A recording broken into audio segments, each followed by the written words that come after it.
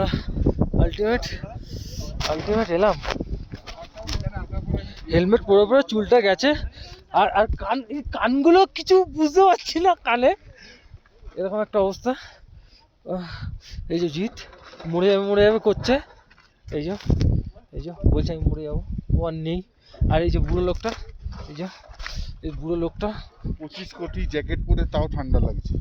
আর আমার কান দুটো বুঝতে পারছি না কি হয়েছে।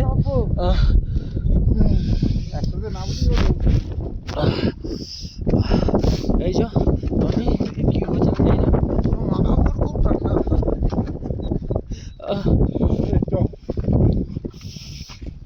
লেক আর ওই লোকটা খুব রেগে আছে, ওই লোকটা খুব রেগে আছে। কোন লোকটা?